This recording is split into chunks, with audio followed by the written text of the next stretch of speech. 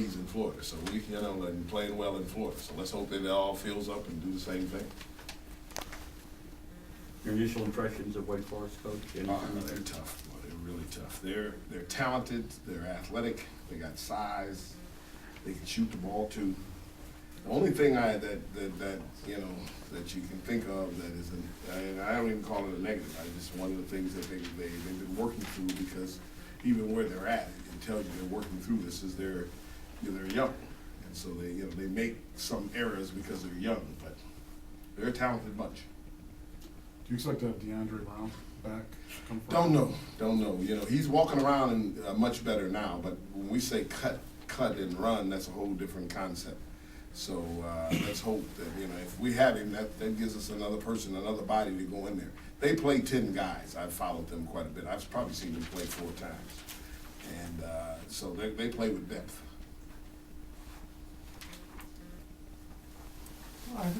Do they have to run up and down on offense, fast break teams, most of the ACC teams? Yeah, they're the same way.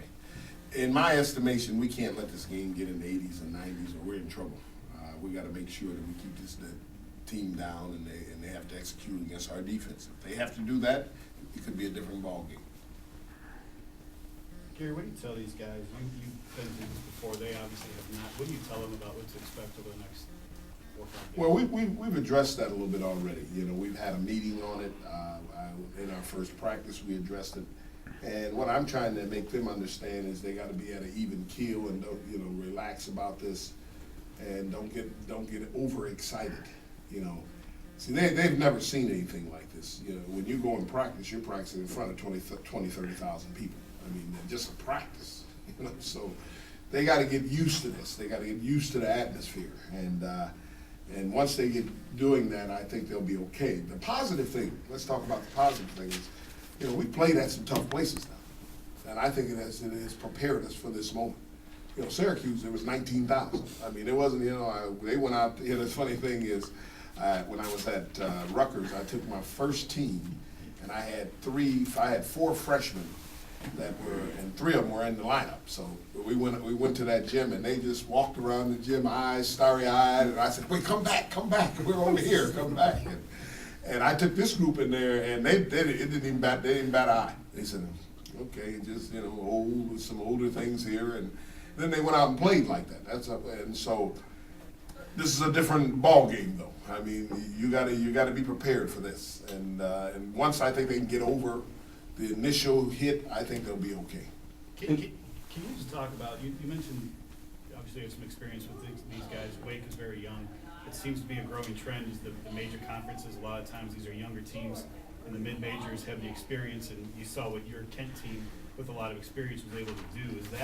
How much of a factor can that play in a game like this, where they may not be as well known or maybe even as talented, but that experience and that being around? Well, I hope it plays a major factor, because I think when you get into those closing moments, we've been there and we understand what we have to do, and we just have to execute. On the other side of this, I think sometimes talent balance that out, and that's what they have. They have talent. I mean, abundance of talent, and you got to remember they're ranked number 1 in the country. It's a reason why you get ranked number 1, even if it's for a week or a day. I mean, you have the ability to be there. So now, what I hope they don't do is just come in and overlook us. That's a whole different issue, and I'm hoping something like that happens for us. Coach, in terms of preparation, I know you said you've seen this team a couple times and told me you've seen them play against UNC earlier in the year. Can you talk about when you're going to get film of this team and be able to start preparing for Very them? good question. What we do, what has happened immediately, when they announced that we were playing them, we have 2 video guys, and we told them to immediately get to work.